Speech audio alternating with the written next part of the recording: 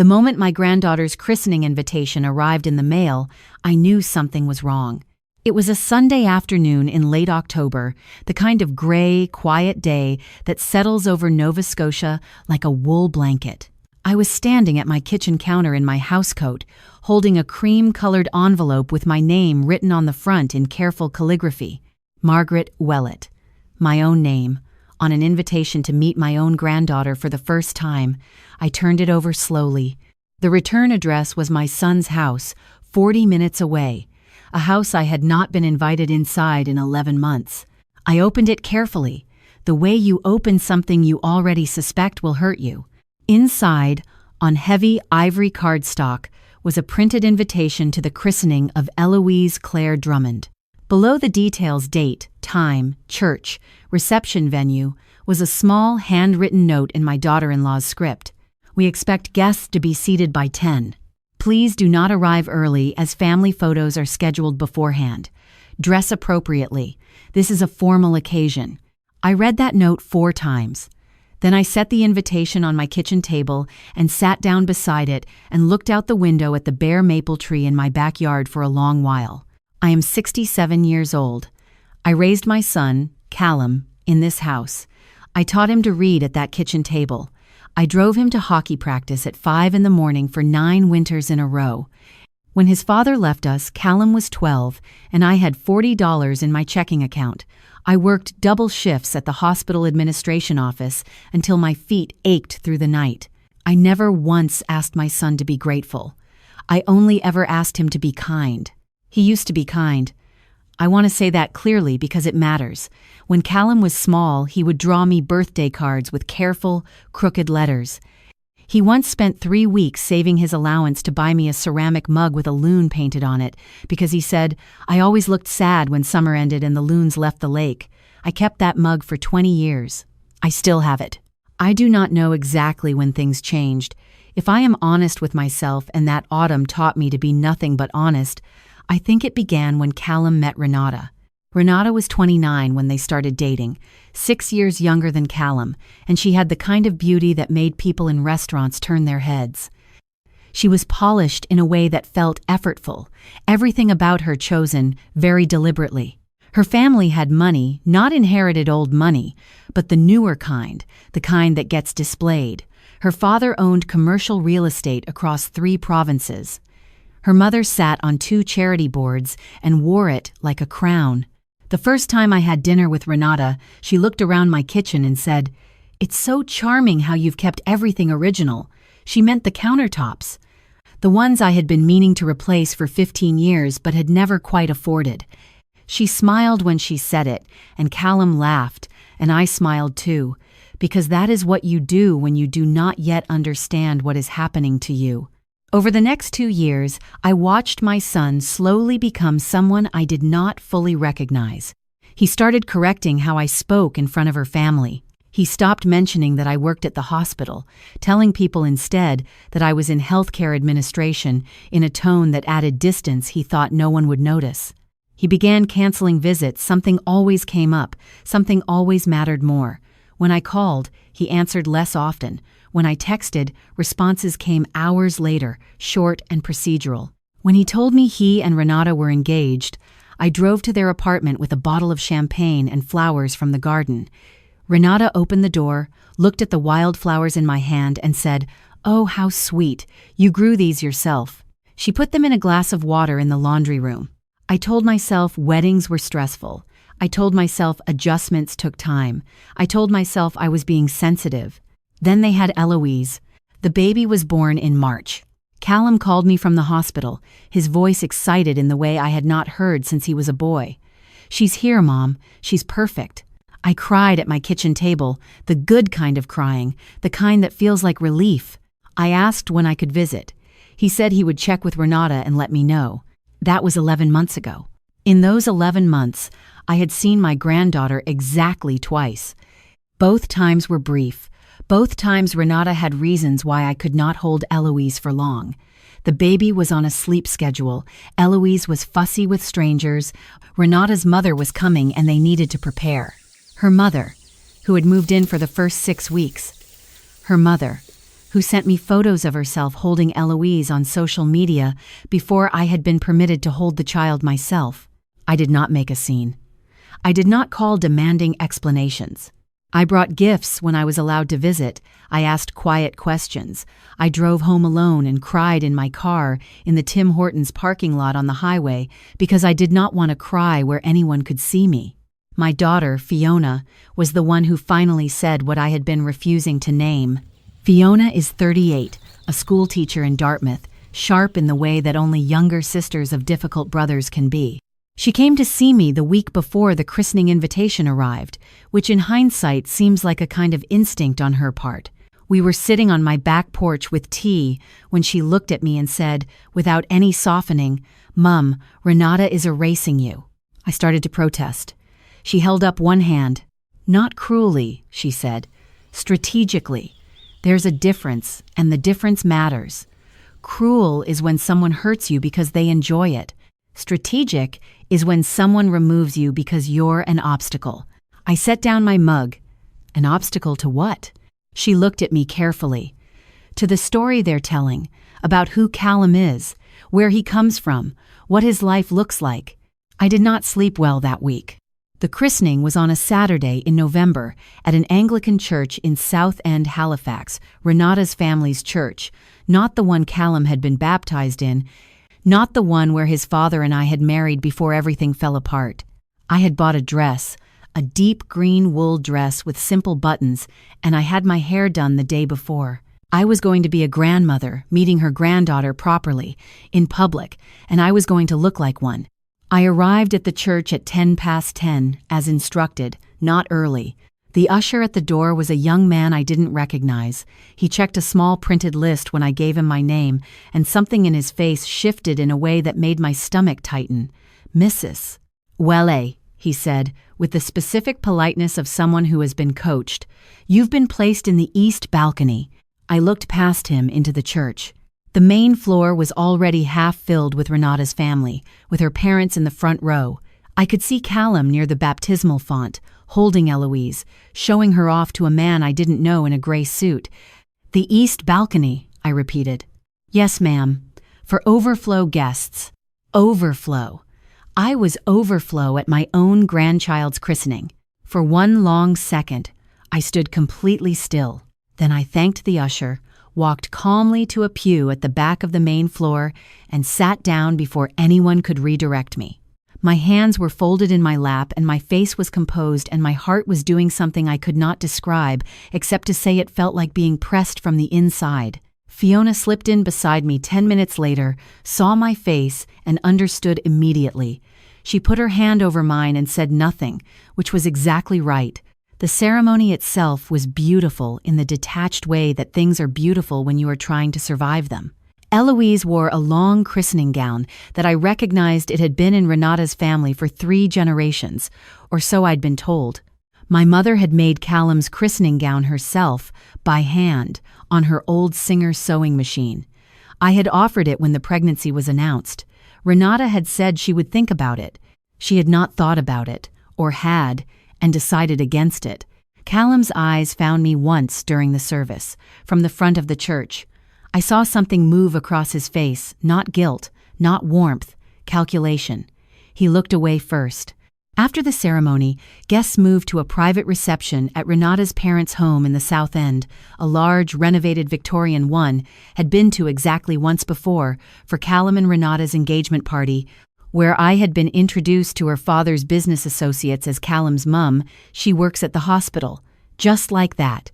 Not Margaret, not the woman who raised him. Just a job title and a maternal function. At the reception, I was seated at a table near the back of the large dining room, not with family, but with 2 of Renata's university friends and their spouses, people I had never met, pleasant people, who had no idea who I was or why I was there.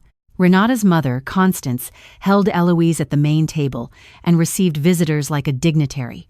I watched this for 40 minutes. I ate the poached salmon. I made conversation.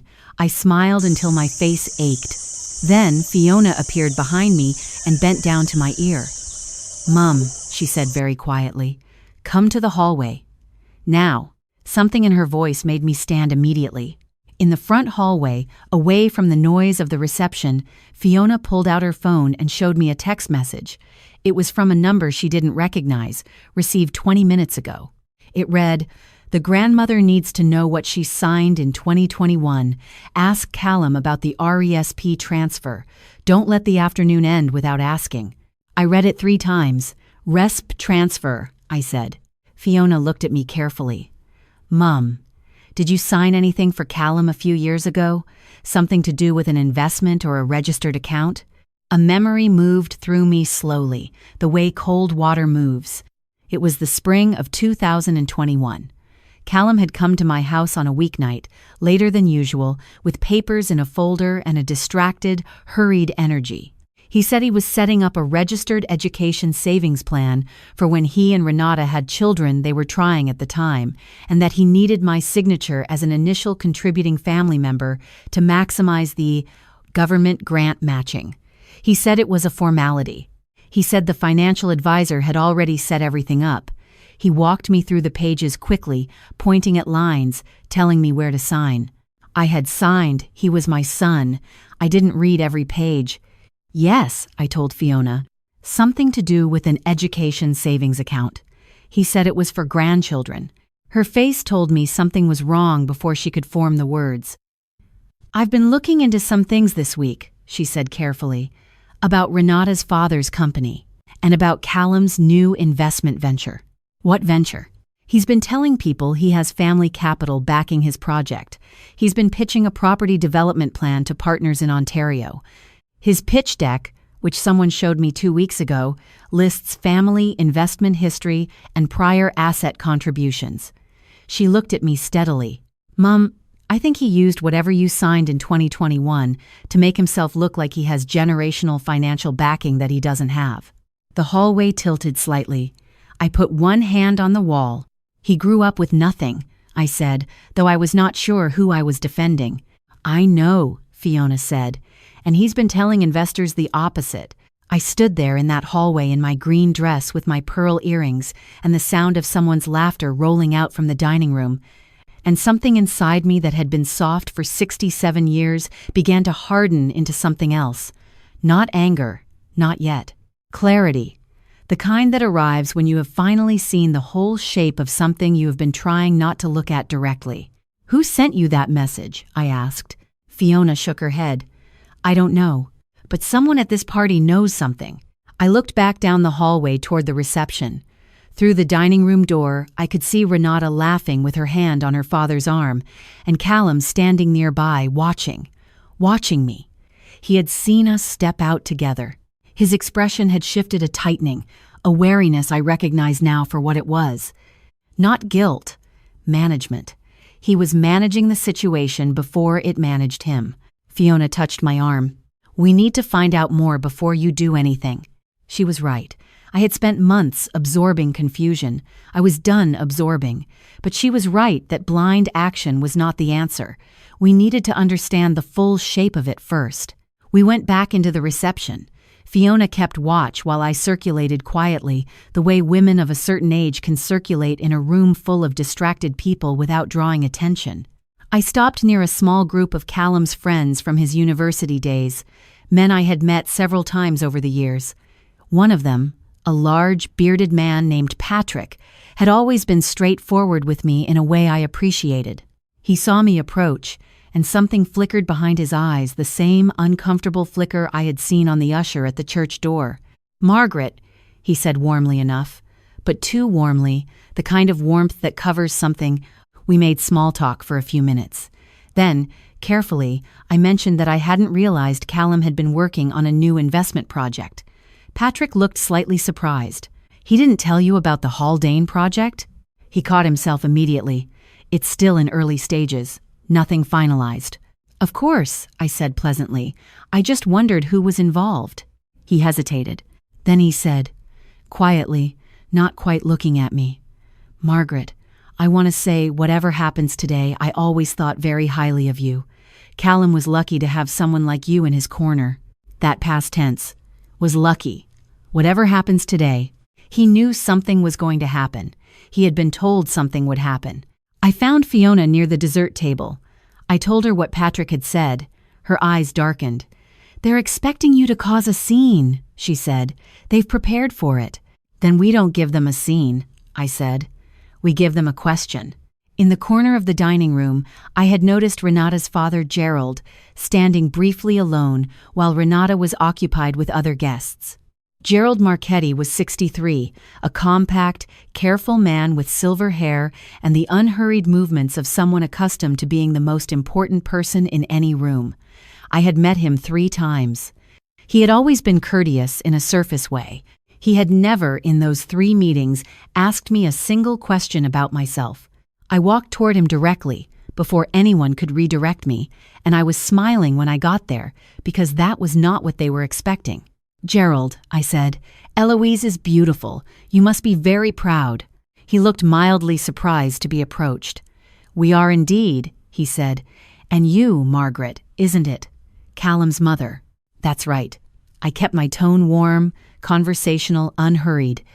"I understand Callum is working on an exciting project, a property development venture." Something shifted in his expression very slightly. "Early days," he said carefully. "Of course. He's always been ambitious. He gets that from his father, maybe." I paused. Though his father wasn't always very responsible with it, I let that sit for just a second. We had quite a few difficult years after he left, just Callum and me. I worked nights sometimes to keep things stable. I watched Gerald's face. I imagine he's told you about that. Gerald looked at me for a moment without speaking. Then he said, slowly, he mentioned a period of adjustment. A period of adjustment. I nodded thoughtfully. That's a kind way to put it.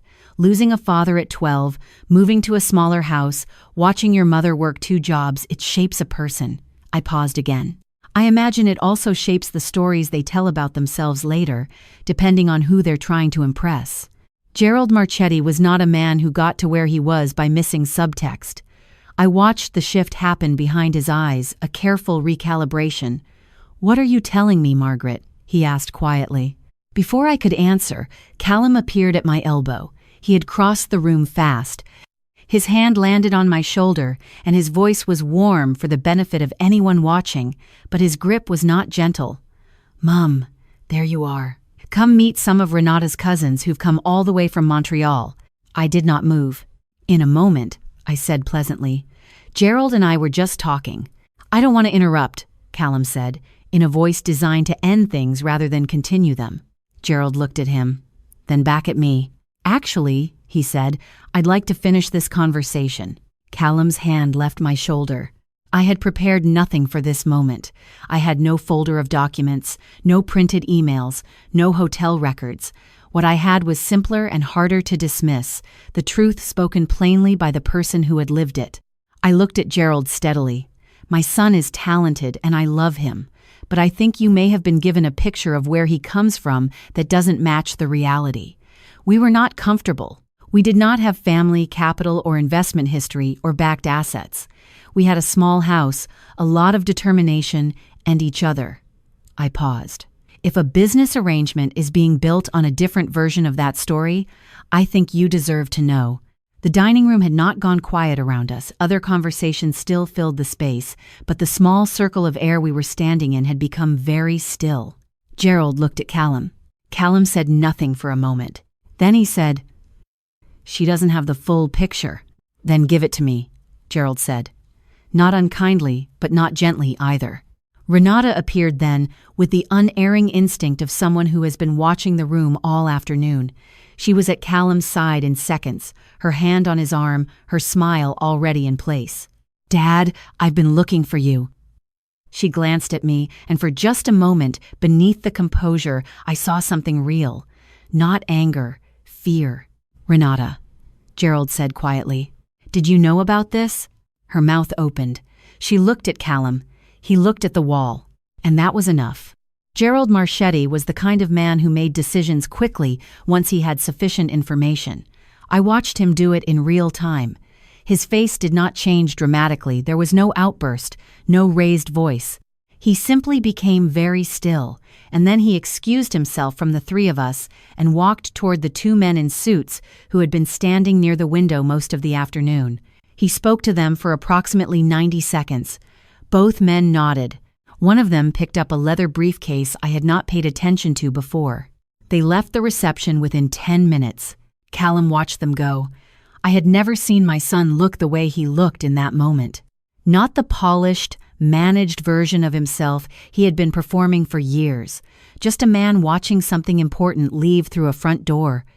Renata said something to him in a low, tense voice. He did not respond. Fiona found me at the back of the room and stood beside me. We watched together. After a few minutes, Callum crossed the room toward me.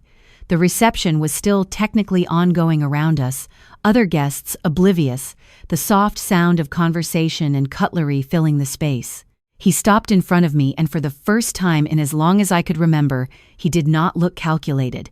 He looked tired and young, younger than 35. "You didn't have to do that in front of him," he said. "You didn't have to seat me in the balcony at my granddaughter's christening," I said. And yet, he looked down. A long silence passed between us. "I was embarrassed," he said, finally. And I believe he meant it not as an excuse, but as the plainest thing he had managed to say to me in years. "Of what?" I asked. "Of where you came from? Of who raised you?" He didn't answer. "Callum," I said, and I kept my voice quiet, because this part was not for the room. This part was only for us. "I would have helped you.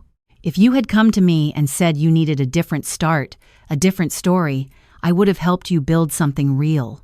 But you chose to build it on top of lies about me, about us, about your father's debts and our small house and every hard year we got through together." I paused. "You didn't just leave me out. You used me as material and then tried to keep me quiet." His jaw tightened. His eyes were bright in a way I hadn't seen since he was a teenager. "And the RESP account," I said. "Whatever I signed in 2021, I want to know what I actually signed, Callum, all of it." He closed his eyes briefly. When he opened them, something had shifted. "I can explain that. Then explain it to a lawyer," I said. "And then explain it to me." Fiona put her hand on my arm. I did not need steadying exactly, but I was grateful for the contact. The drive home that November evening took 40 minutes. The highway was dark and rain had started, the kind of light, persistent Nova Scotia rain that seems less like weather and more like atmosphere. I had the radio off. I needed the quiet. What I felt was not triumph. I want to be clear about that, because I think people expect that part of a story like this to feel like winning, and it does not feel like winning. It feels like the morning after a fever breaks, emptied out, clear-headed, relieved in a way that is also exhausted. My granddaughter had been in that room all afternoon in her white christening gown, and I had held her exactly once for 4 minutes when Fiona physically took the baby from Renata's arms and placed her in mine and dared anyone to say something about it. Eloise had looked up at me with the flat, curious gaze of an infant who has not yet learned what expressions to perform for which people. She smelled like powder and something sweet and entirely her own. I kissed her forehead and made a silent promise to her that had nothing to do with any of what was happening around us. That promise was simply that I would still be here. Whatever else fell apart, I would still be here. In the weeks that followed, things moved slowly, and then all at once. Gerald Marchetti's company sent a formal letter withdrawing from the Haldane project investment discussions, citing the need for further due diligence. Callum's business partner in Ontario released a statement confirming the venture was on pause. The financial advisor my son had been working with quietly withdrew as well. I contacted a lawyer about the documents I had signed in 2021. It took several appointments and a great deal of paperwork to establish what had actually happened. Callum had had me sign as a named beneficiary contributor to an RESP. That part was true, but buried in the supporting documentation was language that listed my home as a secondary collateral reference on a related family. Capital declaration used in his investor prospectus, not a lien. Not legally binding in the way a co-signed loan would be, but misleading enough that my lawyer sent a formal correction letter to the investment partnership records, and my name was removed from any associated documentation. Callum called me once, in December, from a number I almost didn't answer. He did not sound polished. He sounded the way people sound when things have stopped performing and only the real is left. He said he was sorry. He said it several times in several different ways, which told me he had been thinking about how to say it for a while. He said he had been in therapy since October. He had started before the christening, which surprised me. He said he hadn't told anyone. I listened to all of it. Then I said, I believe that you mean it right now, but meaning it isn't the same as changing, and I can't go back to pretending things are fine because you feel bad about them. That's not love. That's management. He was quiet. You can call me, I said. I'm not disappearing, but what happens next has to be built on truth, not the truth that's convenient, the actual truth. He said, okay. It was a small word, but it was unadorned, and those are the only kinds of words worth anything at that point in a conversation. Renata and Callum have not separated, though things between them are, by Fiona's account, complicated. Renata's father has kept a cool distance from the business ambitions. Whether the marriage holds, and whether it holds for the right reasons, is not something I can know or control. What I can say is that I have seen Eloise 4 times since November, real visits, proper ones, and that the last time Renata opened the door for me, she stepped aside quickly and did not make me wait on the porch. It is not warmth, but it is a door that opens. I still have the loon mug on my kitchen shelf. I still sit at the same table where I helped Callum with his science projects and signed permission slips and drank tea alone on the nights when being a single parent felt like carrying a house on my back. The table is older now. So am I. The maple tree in the backyard is bare again for winter. What I learned from all of it, and what I would say to anyone who recognizes their own life somewhere in mine, is this. Being a good parent does not mean being an invisible one. Loving someone who is doing wrong does not require you to protect the wrong they are doing. And the truth, spoken plainly in a room where everyone has agreed not to say it, is not an act of cruelty. It is an act of respect for yourself, for the people being deceived, and ultimately even for the person who has been doing the deceiving, because lies do not protect people. They only delay the collapse and make it worse when it comes. If you have been pushed to the edges of someone's life because you represent an inconvenient reality, know this: you are not the problem. You are simply the thing they could not erase entirely, because the truth has a way of persisting. Hold your ground. Tell it plainly. Let the room change around you. And if someone seats you in the balcony at your own grandchild's christening, sit in the pew downstairs, smile, and wait. The conversation that matters will find you. Now, I would like to ask you something, and I mean it sincerely. Do you think I should have confronted Callum privately before the christening? Or did waiting until that afternoon give Gerald Marchetti the information he needed to make a real decision? I read every comment. Tell me what you think. And if any part of this story felt familiar to you, I hope you'll subscribe. There are more of these to come, and not one of them ends with silence.